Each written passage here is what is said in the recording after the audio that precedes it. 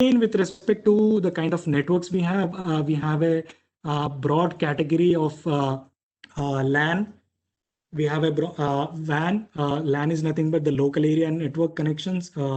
We have wide area connections. We have metropolitan area connections, and also we have other kind of connections like PAN, where we are also having the personal access connection. Personal area connection with respect to the kind of the new trends like the Bluetooth kind of connectivity, where we connect with respect to the Bluetooth devices onto the laptops or the smartphones. So this will come again in the under the PAN. Now, when we talk about the local area connection, so these are again the kind of devices with respect to the computers or devices connected within a limited geographical area. Now, it may be usually privately owned, or the links for the devices in a single office. Now, let's say we have a single office. We generally have this local area connectivity where all the devices or the systems are connected within a limited geographical area. That means all the devices in the office buildings are connected to a one particular network. So this is how it may be a single office, or it may be with respect to the building, or with respect to the campus premises. So within this limited geographical area, the connectivity is called as local area connection. Again, based on the kind of organizational needs, the type of technology, again, this can be limited to, again, specifically to two different systems, or within a block, or within a particular department. So again, the LAN can be segregated accordingly. The next one is the wide area network, where this is spanned across a large geographical area. It may be a state, or it may be a province, or it may be a country. So again, what happens in terms of WAN, this connect to, again, the multiple smaller networks. It may be a LAN, or it may be a metropolitan area network. So generally, if we talk about the WAN, the most popular WAN is internet, which we generally know, and which we'll be using in our day-to-day life. So this is nothing but where it utilizes the different and much more expansive kind of networking equipment of all the LANs. We generally call it as a WAN. And the other thing is called the metropolitan area network.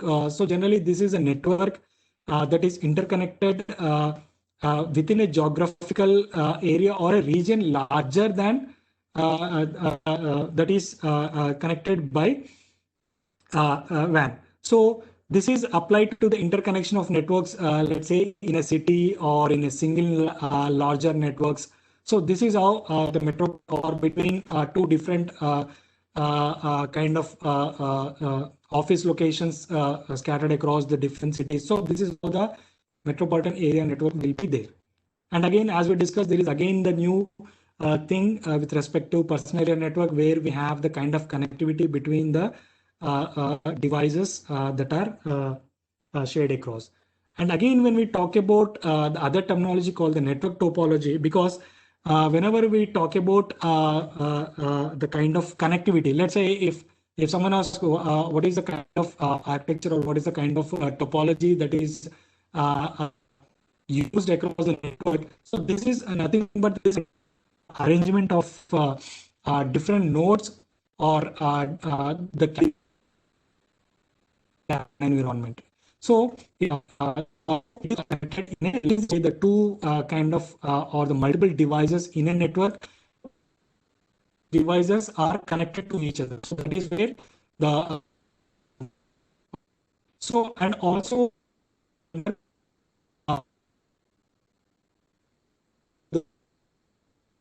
this network and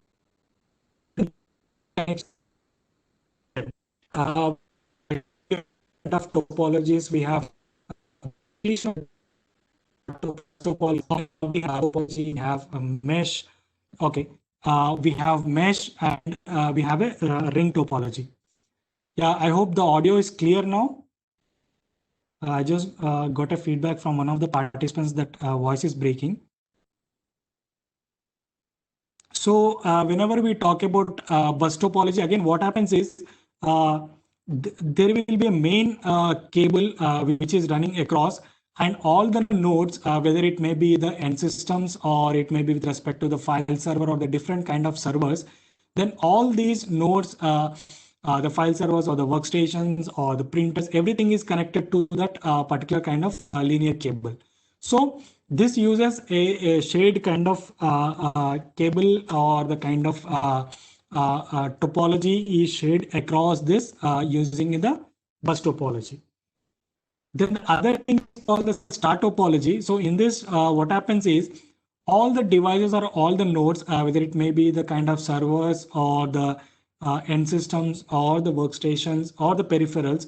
So these are connected to a centralized network device, or from where the data is shared across. Now, let's say this is one kind of things where we have a connectivity at a centralized location from where all the system will be taking the use of it.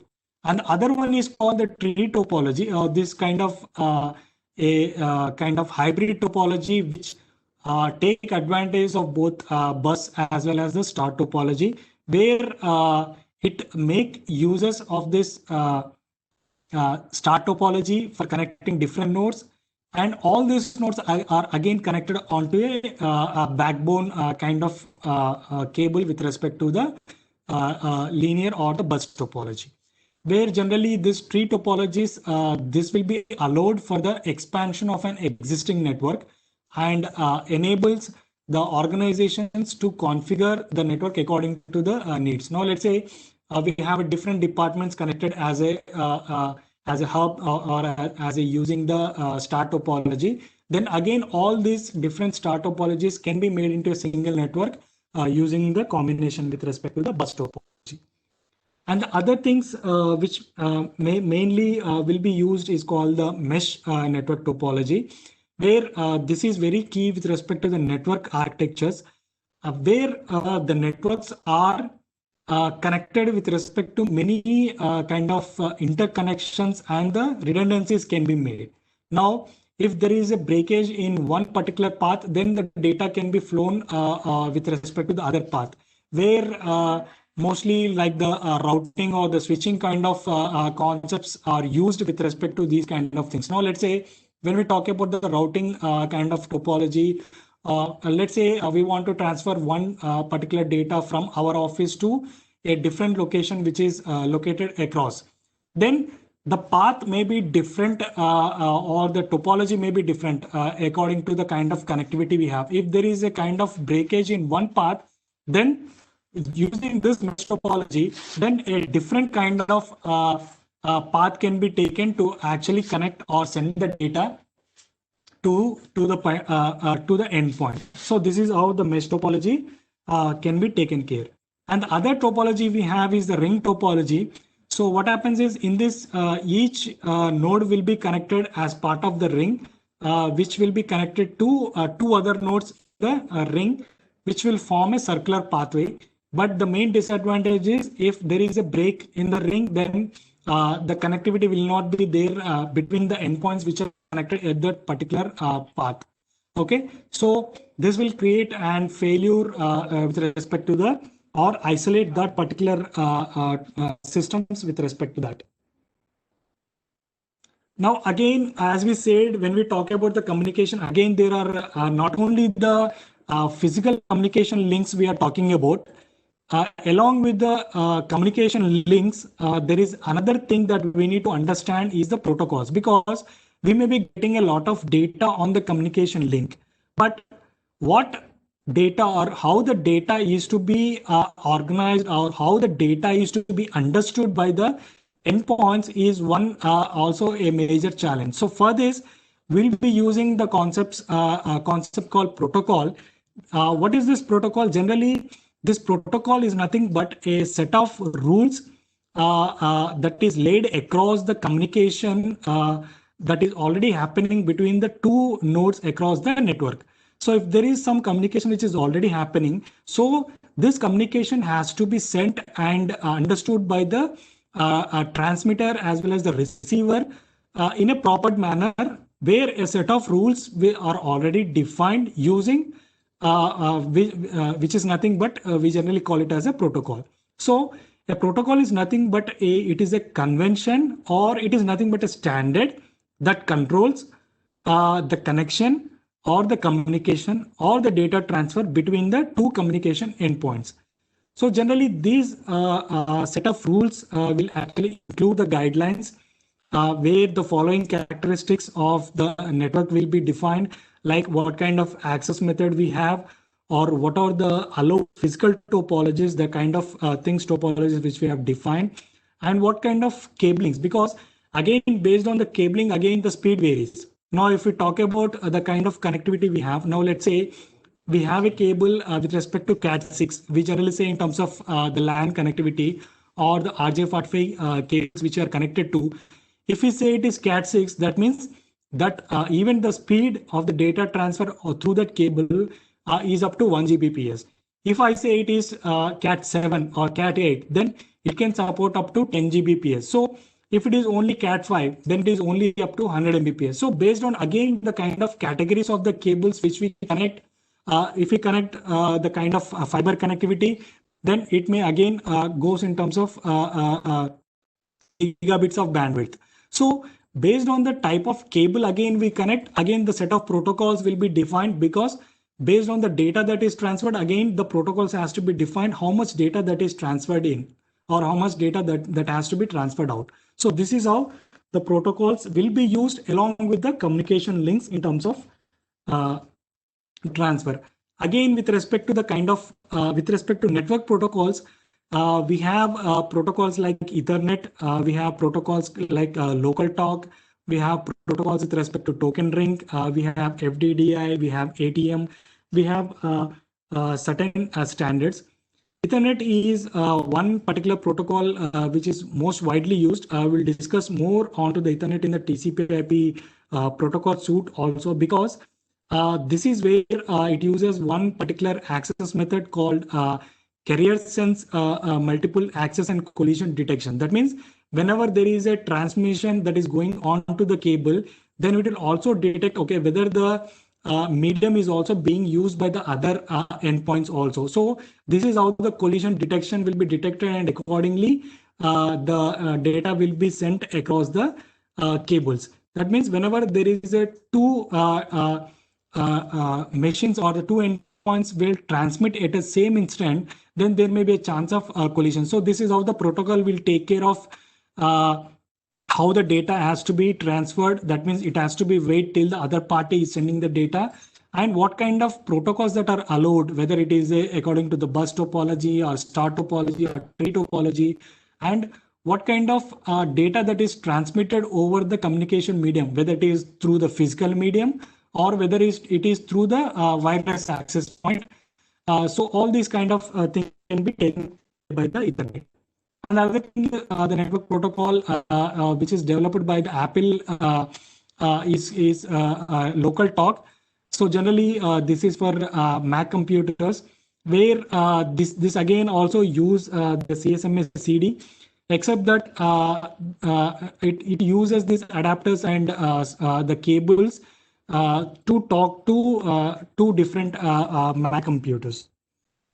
And the other thing is called the token ring.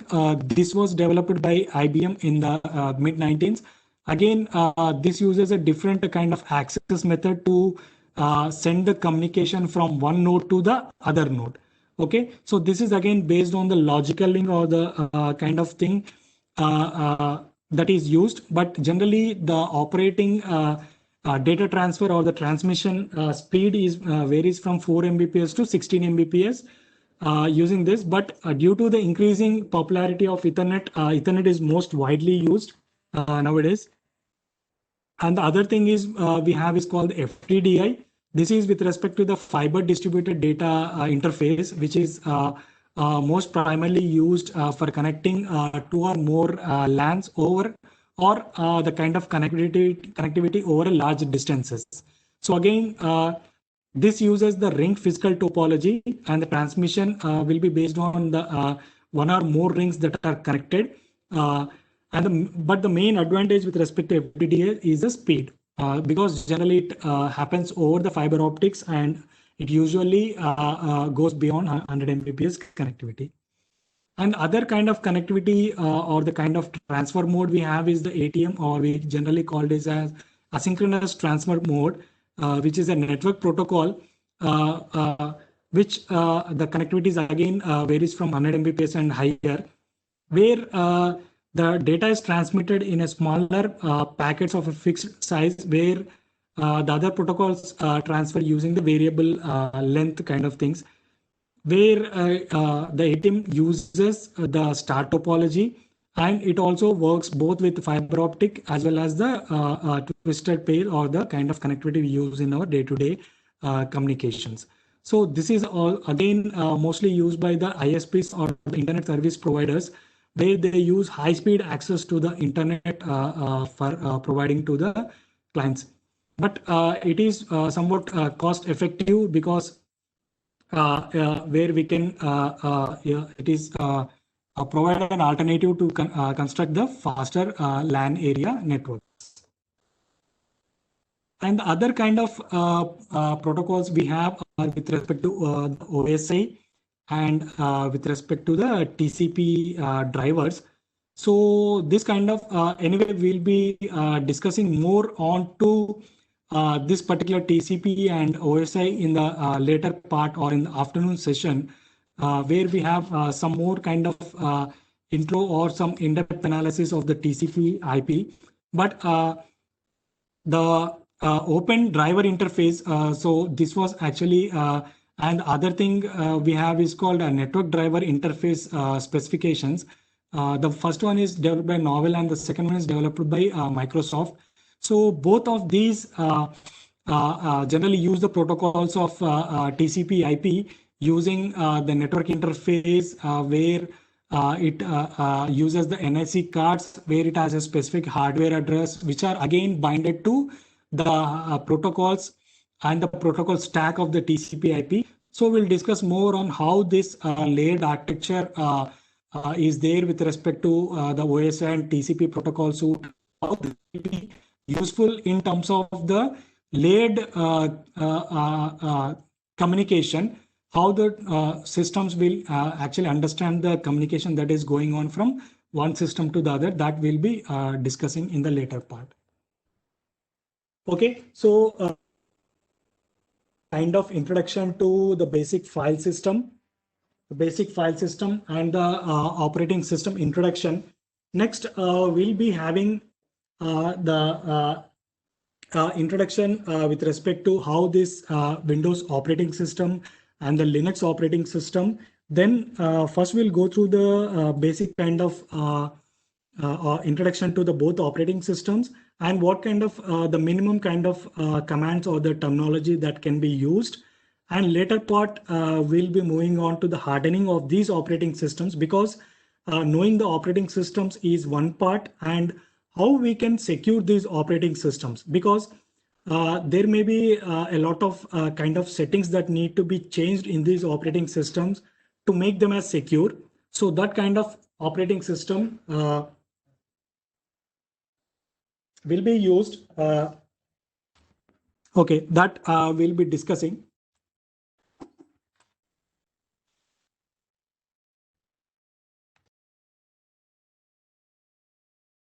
If there are any questions that can be raised with respect to these topics, then